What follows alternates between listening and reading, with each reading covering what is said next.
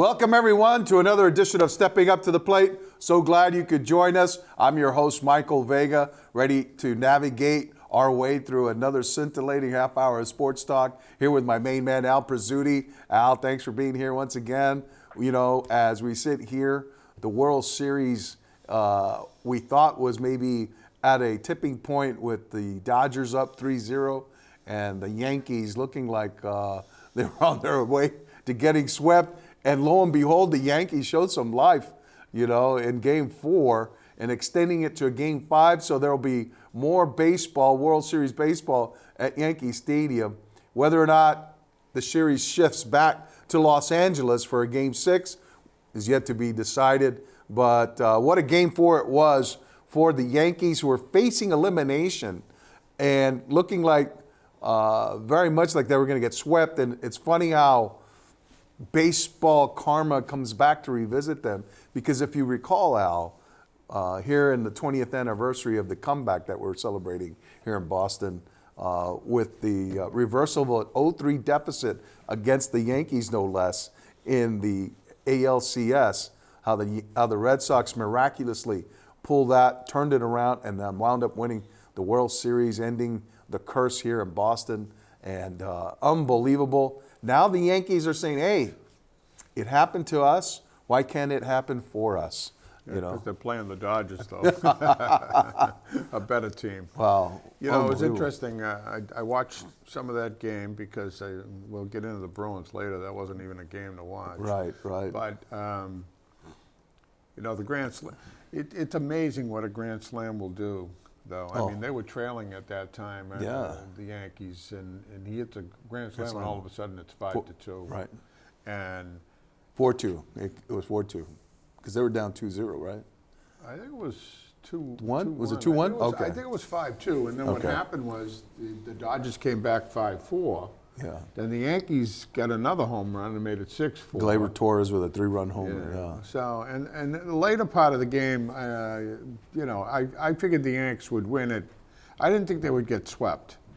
I didn't think that the Dodgers would win the first 2 games as easily as they did. Yeah. But when you look at the Dodgers lineup and the Yankees, I see a better team in the National League with the Dodgers right now. Yeah. And so I don't believe that if the Yankees even win tonight, is it? Yeah.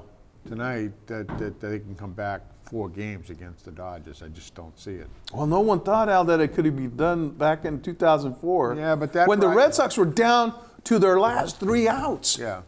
Well, the Yankees haven't been there yet. They haven't been down to their last out, their last 3 outs, their last strike, you know, and the way the Red Sox pulled that out was nothing short of miraculous when they sent Kevin Millar to face Mariano Rivera, and he draws a walk. Then they bring in Dave Roberts, who they acquired from the Dodgers, no less, who had honed his base stealing skills from none other than Maury Wills, the Hall of Famer. And he gets on there, and Francona gives him the green light. He takes off, and he gets to second base. And then Bill Millar comes up, and Bill Miller, boom, hits us off of Mariano Rivera. Well, that was the big thing. I mean, because Rivera, huge. Nobody ever hit. He was probably the best reliever at that time. And do you remember how they won it? They won it after Roberts comes in on the game-tying score off of Bill Miller, and David Ortiz homer in the 10th. I'll tell you what, though, the people in New York, they got to be thinking, hey, why not us? Well, no, why not us? I think the Yankee fans always think that, like the Canadian fans, we're going to win. Yeah. But I mean, I think the odds are stacked hugely against them because of a couple of things. One is Ohtani's he could pitch if he has to. Yeah. You know, and they've got a great lineup. I mean, they're a good ball club. I can't see them winning. Well, Yankees winning. I thought the series had swung momentum out in L.A. when Ohtani left the field with holding his arm. I thought initially, Al, it was a broken wrist. If it had been a broken wrist, he's done. But that it was just a subluxation of the shoulder. He looked that good last night, and especially on one of the strikeouts in the seventh inning. Taking his normal healthy cut. But, yeah, he's a danger in that lineup. Everyone is waiting for Aaron Judge to explode. Everyone's waiting for that game, you know. He's going to be with the Phillies next year. That's the other thing that's kind of amazing about all these players' names coming up during a World Series, which never happened before. No. Where you see Soto going here, Judge thinking he might go here. I mean, Al, or is any one of those guys coming here to Boston? None of them will come here. There's no money here. Rizzo was here. He should have been here. He should have stayed here. Yeah, well. Well, you know, we would have. He would have been dealt a long time ago. Yeah. You know, to the Dodgers probably. I would have liked to have seen a power hitting first baseman like Rizzo with a decent bat. How many times have they had a guy like that? Keith Moreland, Schwarber. You know, they had him. Yeah. You know, at one point during his career. So for all intents and purposes of Red Sox fans, the season was over July 1st. So pretty much. Yeah. Middling team. Well, we won't discuss them, but hey, you know who I want to discuss? How about them Patriots? Al, showing some life. You know, they go into the game on a 6-game losing streak. They're 1-6 at that point, and you know they're reaching the midway point. And Drake May looks like he's going to be the guy.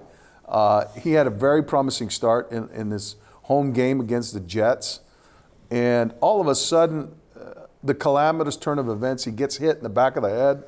Now they got to go to Jacoby Brissett to rescue them. And you know what? Lo and behold, the old guy had it in him, you know. And I got to give it up to the guy because he has always said the right things and he's done the right things by this team. He hasn't been a disruptive factor. That's a perfect spot for a kid like Jacoby Brissett, though. But that's what they brought him here for, right? Well, no, meaning May goes down in the first half. He comes in. Everybody thinks they're going to lose. Right. So Except for everybody except him. Except for him. So he's kind of freewheeling, thinking, you know, I can do this no matter what I do. If I do it well, people are going to say, oh, May will be in there when he's back. Yeah. But he did it. Yeah. And you know, Hunter Henry's had a great year. Sure has. I mean that's what they pay him for. He's their key guy when they need him. And Hooper he's a player too. So and Ramondre Stevenson coming out of the backfield, you know, I think he's a threat too. But the thing that they got to get sorted out is the receiving room, because you got guys like Jalen Polk who think, you know, they're the second coming of Jerry Rice, and they haven't even showed that yet. Then you've got, you know, Demario Pop Douglas, who showed some signs, but not consistently enough. Then you got this guy Javon Baker who's yet to see the field. Yeah, but you know, it's an interesting thing, though.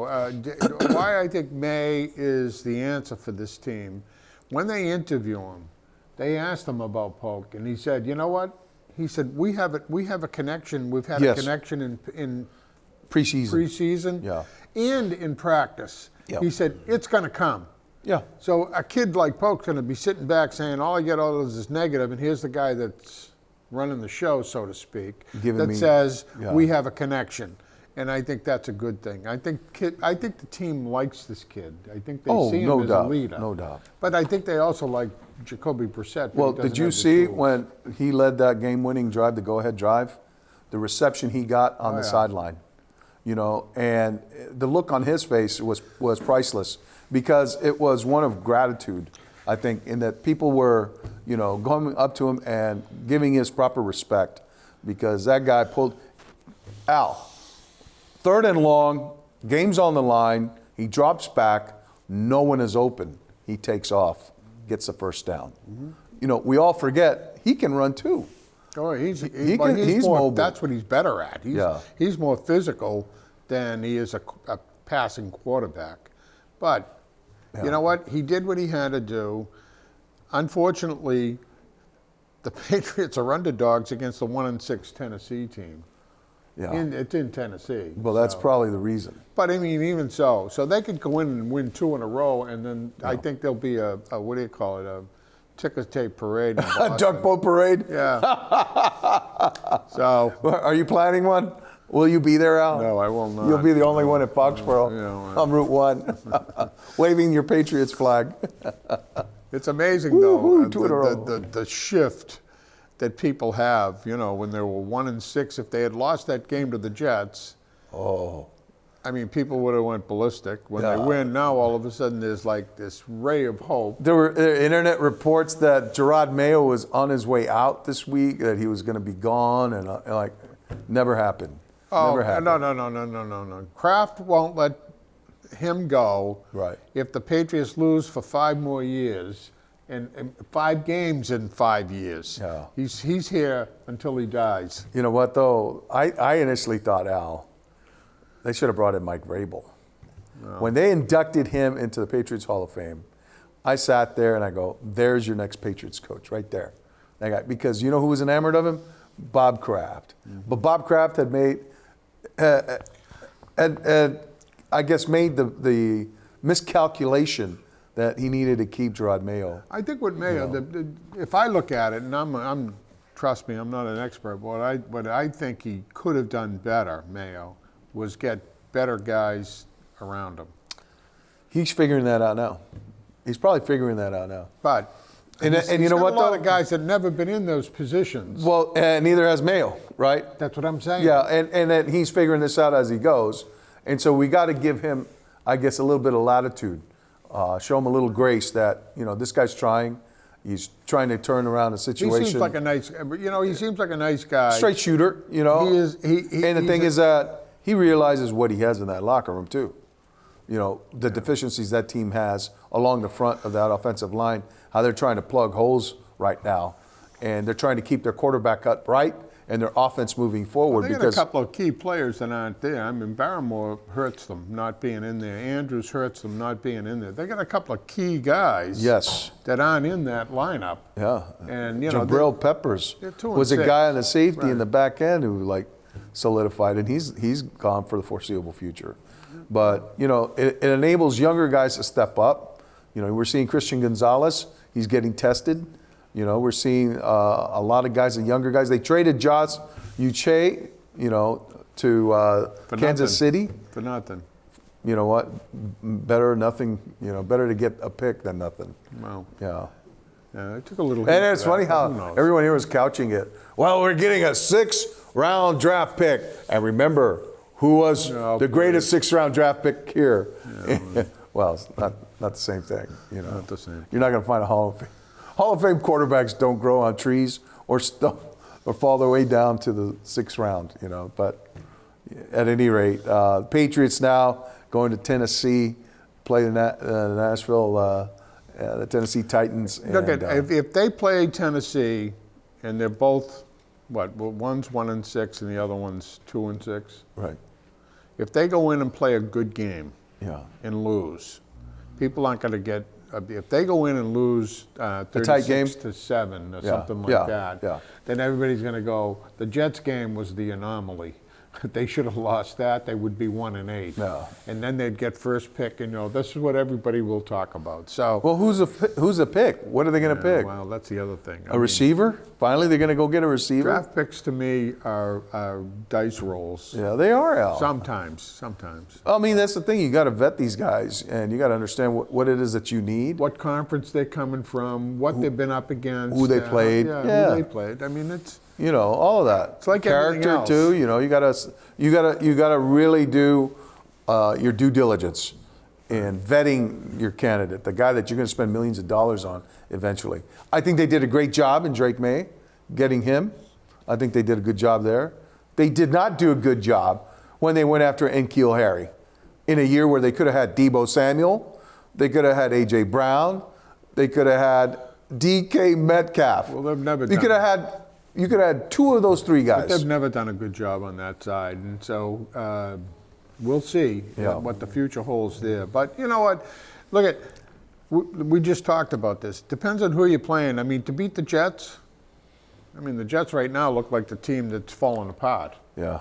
So they beat the Jets by what, 2 points? Right.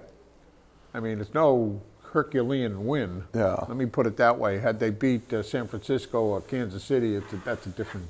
Yeah. Anyways. And to shift the focus to another team that looks like it's falling apart, the Bruins, Al. Well, let me ask you this: what infuriates you about the Bruins and the way they're playing right now. I'll argue with you about one point. They haven't fallen apart because they never were up together. Yeah. I mean, this is a team that has not played a good game where they're convincingly better than the team that they're playing yet. And we're not talking about 2 or 3 games. Yeah.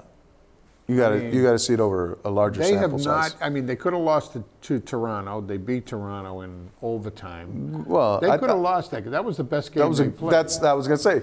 To me, that's the high mark right now. Right, but they could have lost to Colorado. They lost to Utah. They've lost to teams that the Philadelphia team does one thing very well. They block shots. Oh boy, do they ever! And the thing that's bothering me most about this team is I don't even know who the lines are, consistent lines. You know, years ago you had the Uke line, this line, that line. Guys need to know the where perfection the other line. guys Remember are. The perfection line? Well, but that's the key. Yeah. And I don't think that there's any synergy with the forwards. They don't know.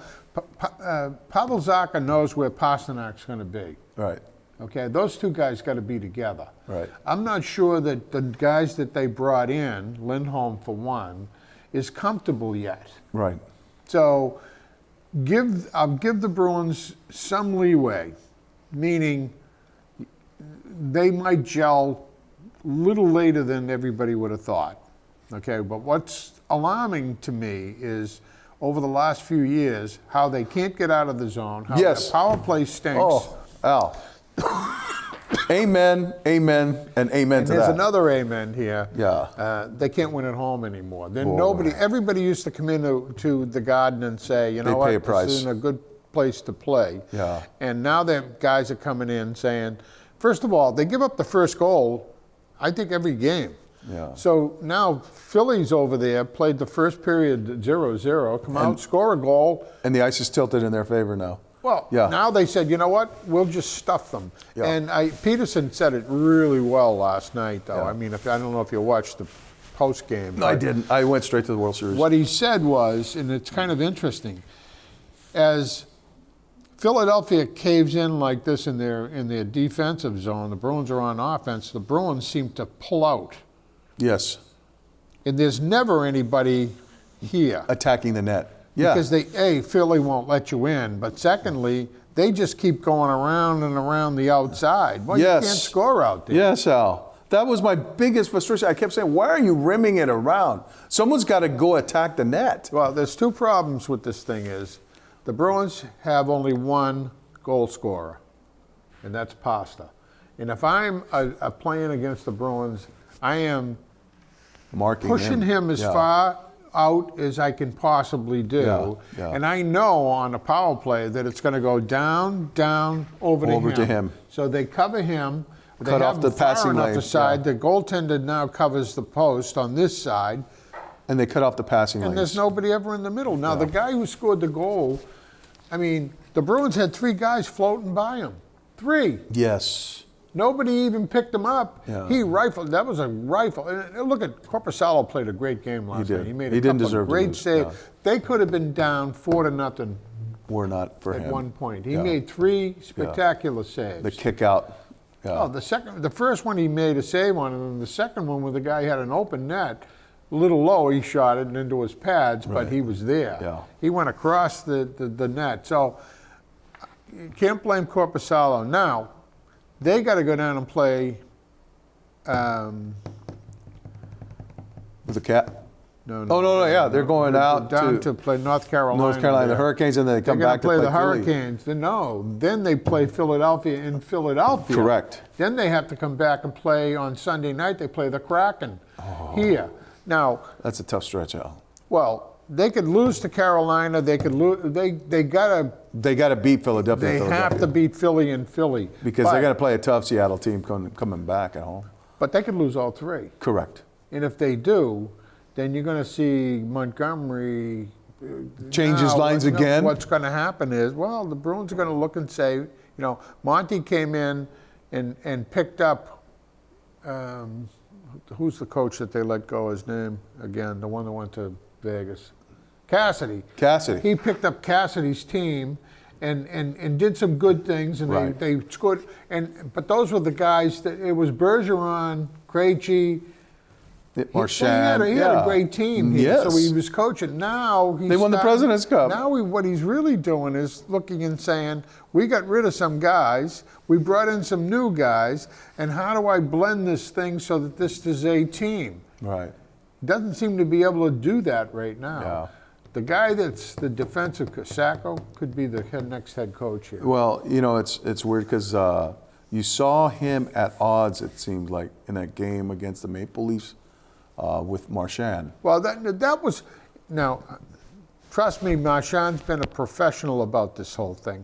That was the wrong thing to do. Right. When in the game, when Marchand, who made a mistake, comes on the bench and he chastises him in front of everybody, okay, kind of pushes him a little. Yes, kind of shoves him. And here's the deal. You want to do that at the end of the period, do that after the game, talk to him, and so the guys can hear, oh, well. Behind closed doors, maybe? Yeah, well, that's what I would do. That's what got Cassidy fired from Washington, because he did that with Yaga in the press. Yeah. That's not the thing I would have done to a future Hall of Famer who's not having a good year, incidentally. No. I think he may still be a little bit injury plagued, and he's not, No, I don't think he knows how his line mates are going to react. He's still an up and down guy. I mean, he works pretty hard. He's making more mistakes than I've seen him make in the past. But I don't worry about Marchand. I worry about Zacha. Yeah. I worry about Coyle. I worry about Trent Frederick, who they signed to a multi-year contract. Yeah. It's too early to say about Lindholm. Right. This is a team with a lot of questions. Lorai's made a lot of mistakes. Beecher. I like Beecher because he can draw. He's a pretty, and I think they've got some good guys, but they've got some guys that to me are just peripheral. Yeah. So they're in trouble. Unless they come together on the road. Is there any help right now sitting down in Providence? Yeah, well, I would bring up Fabian Lysell for one reason. He might not be 100% ready as a 200-foot player because he might not be either strong enough or good on defense. He can play. Shoot. He can skate and shoot. And he can shoot. Yeah. I'd put him on the power play. And so you got him on one side, you got Pasta on the other side. Yeah. You got two guys now that you got to cover. And you know who else can shoot, Al? Peyton Pritchard. Unbelievable. Oh, I love this guy. I'm so glad Peyton Pritchard, when he was at the end of the bench, not getting any time, you know how he spent his time? Shooting, perfecting his shot, Well, did you knocking see it down. See what he did last night? Oh, my God. After the game? Yeah. He went out with his wife and the dog, and he was walking in the neighborhood, and he ended up playing against a young kid. I mean, one-on-one. That's what is...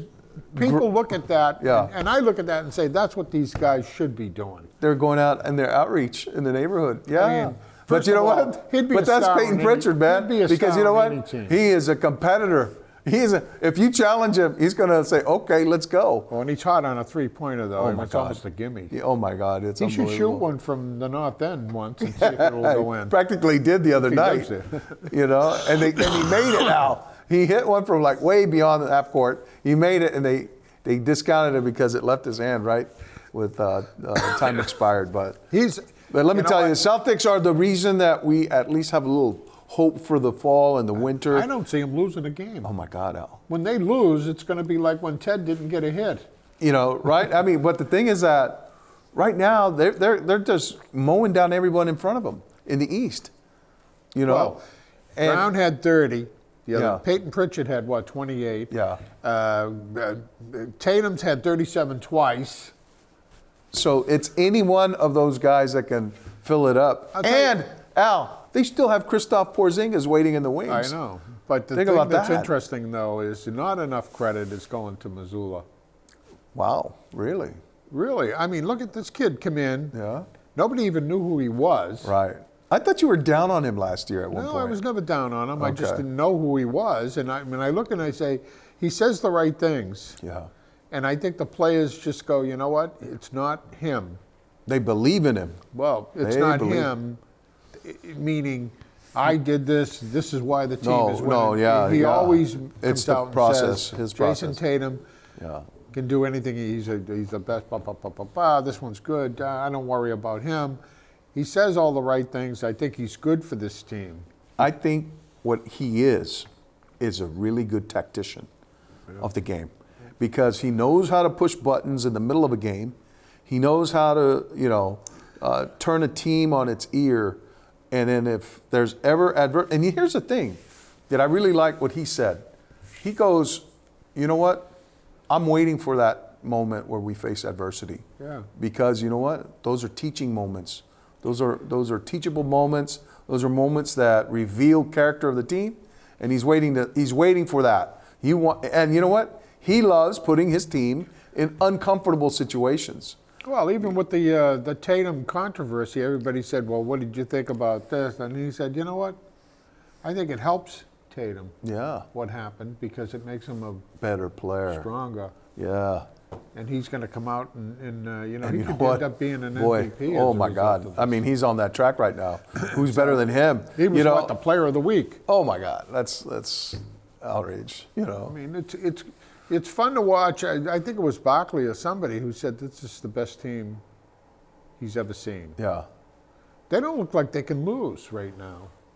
Something could happen, though. You never know. Hey, knock on wood. Yeah, that's the thing I thought about. I said, okay, what would happen if, we lost Drew Holiday for like a month? Drew Holiday is like, look at you got White, Holiday, you got Pritchard, you've got Tatum, you got Brown. Sam Hauser. You got a group Horford coming out the bench. Yeah, Horford had 17 the other night. Yeah, he should get his age. Here's the thing that they've done.